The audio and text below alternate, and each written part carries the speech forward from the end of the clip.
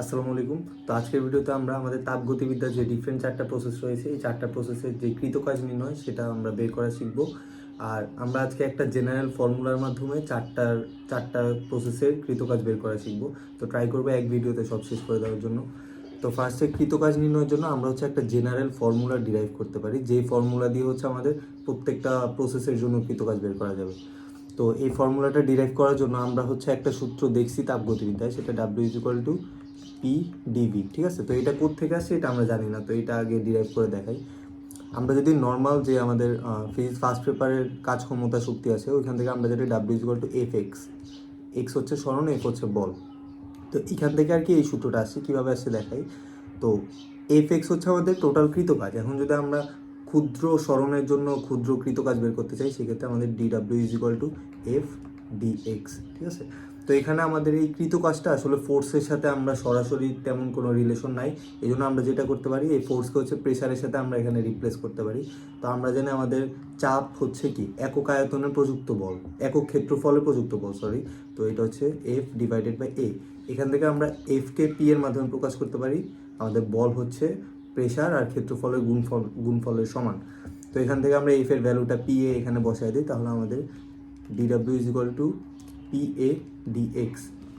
এখন এখান থেকে একটা জিনিস লক্ষ্য করো যে আমাদের ADX এই জিনিসটা কি, এ হচ্ছে আমাদের ক্ষেত্রফল, তার সাথে একটা সরণ হচ্ছে গুণ হচ্ছে। তো আমাদের ক্ষেত্রফলের সাথে যদি সরণ গুণ হয়, তাহলে এটাকে আমরা কি বলতে পারি, আয়তন বলতে পারি। মানে এখানে যেহেতু DX মানে ক্ষুদ্র সরণ পরিবর্তন হইতেছে, তাইলে ADX হবে কি আমাদের ক্ষুদ্র একটা আয়তন পরিবর্তনের সমান, তাই না? তাইলে এখান থেকে লিখতে পারি dW = P/dV, মানে ক্ষুদ্র একটা আয়তন। ওকে, তো এখান থেকে DW হচ্ছে কি, আমরা ক্ষুদ্র পরিসরে একটা কাজ পাচ্ছি। এখন এখান থেকে সম্পূর্ণ কাজ পাওয়ার জন্য আমাদের কি করতে হবে, বোথ সাইডকে আমাদের ইন্টিগ্রেট করতে হবে।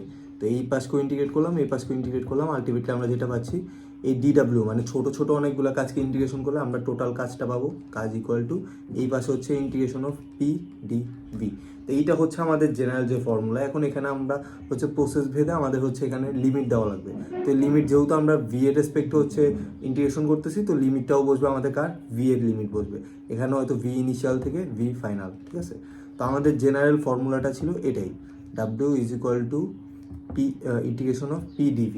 এখন এই ফর্মুলাটা কেন বের করছি, কারণ আমাদের ইন্টারের বইয়ে যে 4টা প্রসেস আছে থার্মোডাইনামিক্সের, এই 4টা প্রসেসে মেইনলি আমাদের P ভার্সেস ভি গ্রাফ দেওয়া থাকে। এখন ওই P ভার্সেস ভি গ্রাফ থেকেও কিন্তু ওই গ্রাফের ক্ষেত্রফল বের করার মাধ্যমে আমরা চাইলে আমাদের যে কৃতকাজ সেটা বের করতে পারি। সেটা কীভাবে দেখো, আমাদের যদি এরকম গ্রাফটা থাকে, ওয়াই অক্ষ বরাবর যদি প্রেসার থাকে আর আমাদের এক্স অক্ষ বরাবর যদি আমাদের ভলিউম থাকে, এই ক্ষেত্রে লেটস সে আমাদের একটা গ্রাফ দেওয়া আছে এরকম।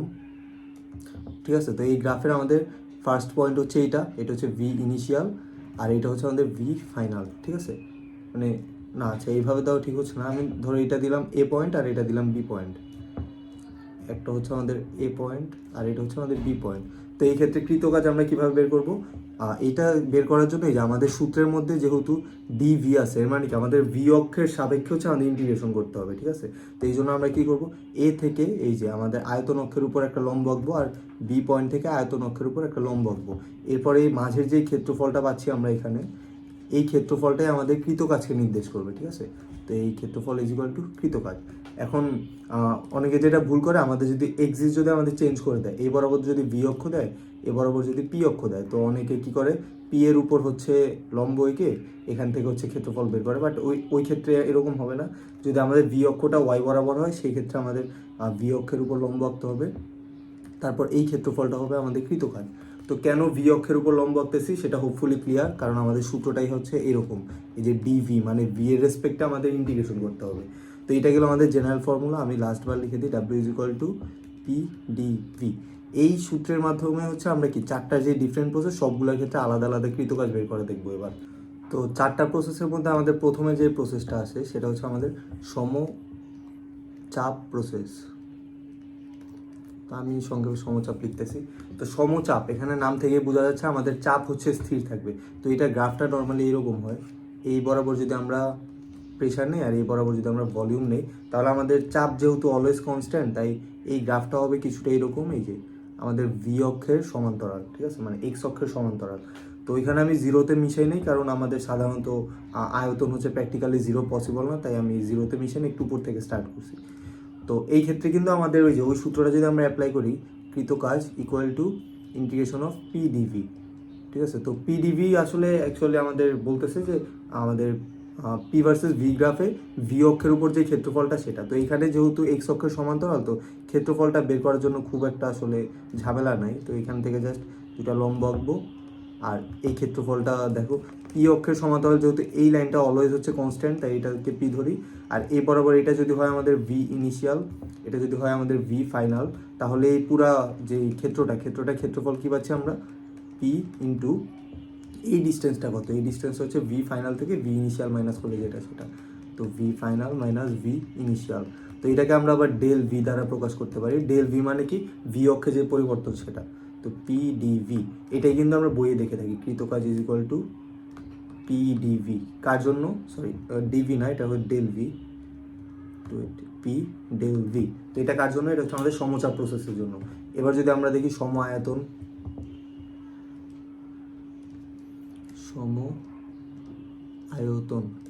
তো এটারও নাম থেকে ক্লিয়ার যে আমাদের হচ্ছে আয়তন হচ্ছে আমাদের স্থির থাকবে। তো আমাদের গ্রাফটা যদি এরকম হয়, আমাদের এই অক্ষ বরাবর যদি হয় আমাদের পি, আর এইদিকে যদি হয় ভি, তো আয়তন, এর মানে কি আয়তন স্থির থাকবে, এর মানে গ্রাফটা হবে আমাদের কাইন্ড অফ এই যে পি অক্ষের সমান্তরাল এরকম হবে, তাই না।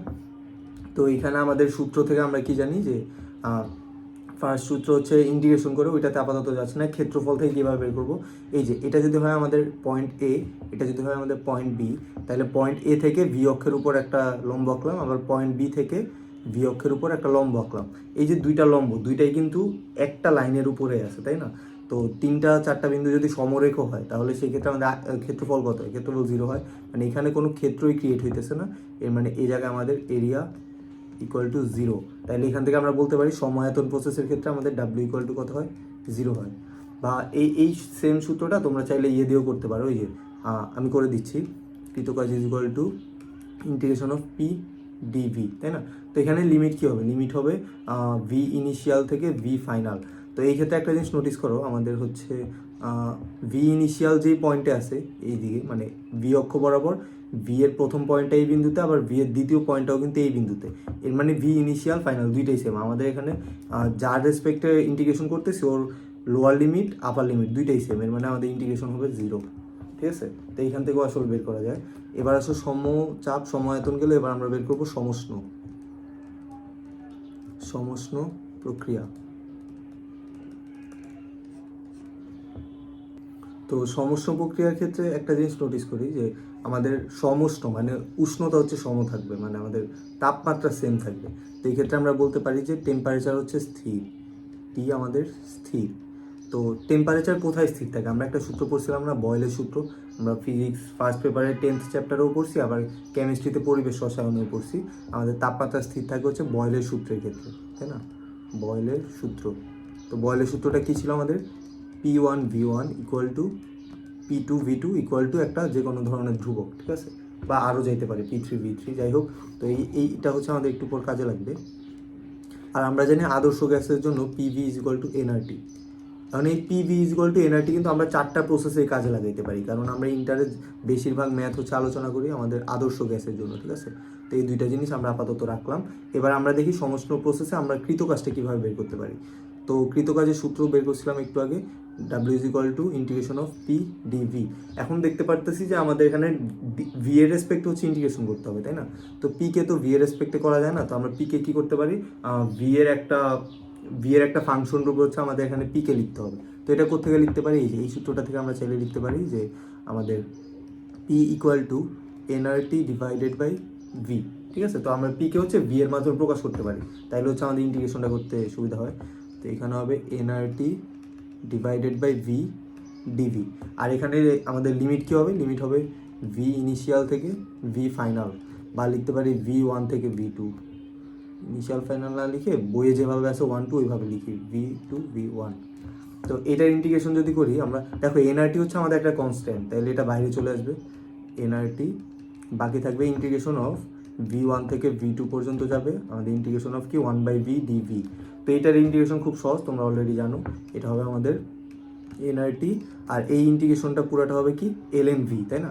তো এটা হচ্ছে ln v, আর লিমিট হচ্ছে আমাদের V1 থেকে V2। বাকিটা তো বসাই দিতে পারবো। ফার্স্টে আপার লিমিট বসাবো, এটা থেকে মাইনাস করবো লোয়ার লিমিটকে। তো এখান থেকে ln v2 minus ln v1, আবার ln এর একটা আমরা হচ্ছে সূত্র জানি, সেটা কি ln a minus ln b is equal to কি ln a বাই b। তাইলে ওইখান থেকে আমরা ডিরেক্টলি লিখতে পারি nRT ln v2 by v1, ঠিক আছে। তো এইটা হচ্ছে আমাদের সমষ্ণ প্রক্রিয়ায় কৃতকাজ নির্ণয় যে সূত্রটা, এটা আসলে এভাবে আসছে। তো এটাকে আরেকটা ফর্মে লেখা যায়, সেটা হচ্ছে এই যে বয়েলের সূত্র থেকে জানি p1 v1 is equal to p2 v2, তাইলে এখান থেকে লিখতে পারি না যে এখান থেকে আসে v2 by v1 equal to p1 by p2, এটা লেখা যায় না। তো v2 বাই v1কে রিপ্লেস করে আমরা চাইলে এটাও লিখতে পারি nRT ln p1 by p2, ঠিক আছে। তো চাইলে এটাও লেখা যায়, এই দুইটাই সেম সূত্রকে ইন্ডিকেট করে, যেহেতু আলটিমেটলি বয়েলের সূত্রকে হচ্ছে বয়েলের সূত্রকে যেহেতু সমর্থন করে, তাই এটাও লেখা যায় চাইলে। তো এটা গেল আমাদের সমষ্ণ। এবার শেষ যেটা বাকি থাকে সেটা হচ্ছে রুদ্ধতাপীয় প্রসেস। রুদ্ধতাপীয়, আচ্ছা এটা আরেকবার লিখি।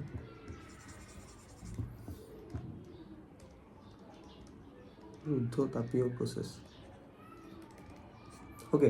তো রুদ্ধতাপীয় প্রসেস প্রক্রিয়ার জন্য আমরা হচ্ছে রুদ্ধতাপীয় প্রক্রিয়ার কিছু সূত্র জানি, যেমন একটা হচ্ছে PV to the power gamma, এটা হচ্ছে কি কনস্ট্যান্ট, মানে বয়েলের সূত্রের মতোই রুদ্ধতাপীয় প্রসেসের জন্য আমাদের যে প্রেশার আর আয়তন একটা রিলেশন আছে, PV to the power gamma is equal to constant.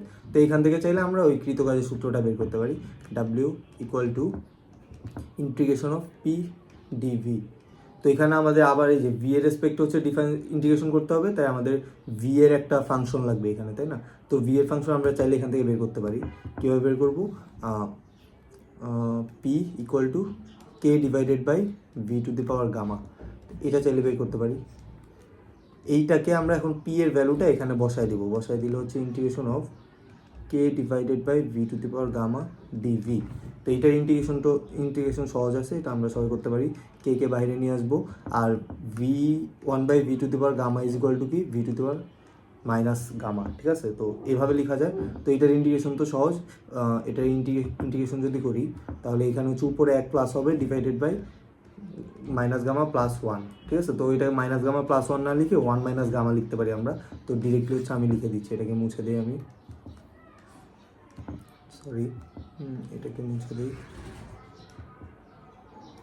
তো এখানে হচ্ছে ডিরেক্টলি আমরা ইয়েটা বসাবো। তো ডিরেক্টলি যদি বসাই তাহলে হচ্ছে আমাদের কে ইন্টু এইটা হচ্ছে V to the power 1 minus gamma divided by কত 1 মাইনাস গামা, ঠিক আছে। তো এটা হচ্ছে আমাদের ইন্টিগ্রেশনের রেজাল্ট। এবার একটা জিনিস নোটিস করো যে এই যে এই সূত্রটা, এখান থেকে আমরা আরেকটা জিনিস লিখতে পারি না, এই যে P1 V1 to the power gamma equal to P2 V2 to the power gamma, এটা লেখা যায় না ইজ ইকুয়াল টু কনস্ট্যান্ট। তো এইটা আপাতত বের করে রাখলাম। আরেকটা জিনিস এখানে ভুল করছি আমি, এখানে আমাদের লিমিটটা দেওয়া এখনও বাকি। তো এই লিমিটটা হবে কত V1 থেকে V2 পর্যন্ত, এই পাশে লিমিট বসে V1 থেকে V2 পর্যন্ত, ঠিক আছে। তো এখানে যদি আমি লিমিটটা বসাই দিই তাহলে কে ইন্টু, দেখো আগে ফার্স্টে V2 মানে আপার লিমিটটা বসাবো V2 1 মাইনাস গামা, আর এইটা যেহেতু পুরাটা কনস্ট্যান্ট, এখানে ভি এর কোনো টার্ম নেই, তো আমি এটাকে আগে বাইরে নিয়ে চলে আসতেছি 1 মাইনাস গামা। তো আলটিমেটলি পড়ে থাকে V2 to the power 1 minus gamma minus V1 to the power 1 minus gamma. তো এখান থেকে আবার আরেকটা জিনিস লিখতে পারি যে কে ইজ ইকুয়াল টু কত, K is equal to P1 V1 to the power gamma is equal to P2 V2 to the power gamma, তাই না। তো এইটাকে এভাবে লেখার জন্য আমরা কী করবো, কে এই পাশে গুণ করে দিতে পারি। তো এটা আলটিমেটলি পড়ে থাকে তোমার K V2 1 minus gamma minus V1 K 1 minus gamma, ঠিক আছে। তো এখানে কে এর ভ্যালুটা আমরা বসায় দিব, V2 এর জন্য ভি এর P2 V2 এর এক্সপ্রেশন বসাবো, আর V1 এর জন্য P1 V1 এর এক্সপ্রেশন বসাবো। তো এই পাশে P2 V2 1 minus gamma minus P1 V1 V1 1 minus gamma. Hopefully বুঝছো, এই কে এর ভ্যালুটা রিপ্লেস করে এই যে P2 V2, আচ্ছা এখানে পাওয়ার আছে গামা, ঠিক আছে। কে আমরা হচ্ছে রিপ্লেস করে এই দুইটা জিনিস বসাইছি।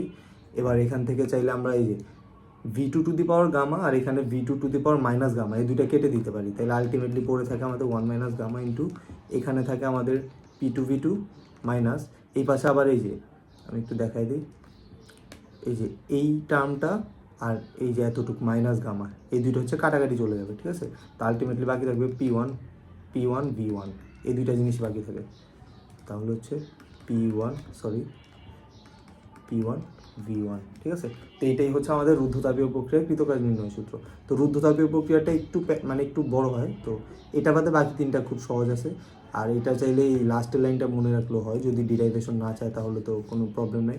আবার বইয়ে আরেকটা জিনিস হচ্ছে এই P1 V1 আর P2 V2 কে হচ্ছে NRT দ্বারা হচ্ছে রিপ্লেস করে দিছে। তো ওইটাও সেম জিনিসই, জাস্ট আমরা জানি P1 V1 is equal two NRT1, ঠিক আছে। তো এইটাকে রিপ্লেস করে এখান থেকে বইয়ের সূত্রটা আনা যায় চাইলে। তো এই চারটা ছিল আমাদের যেই তাপগতিবিদ্যার চারটা ডিফারেন্ট প্রসেসের কৃতকাজ নির্ণয় সূত্র, ঠিক আছে। তো সবগুলোই আসলে একটা প্রসেসকে মানে একটা সূত্রকে ফলো করেই সবগুলো আসছে।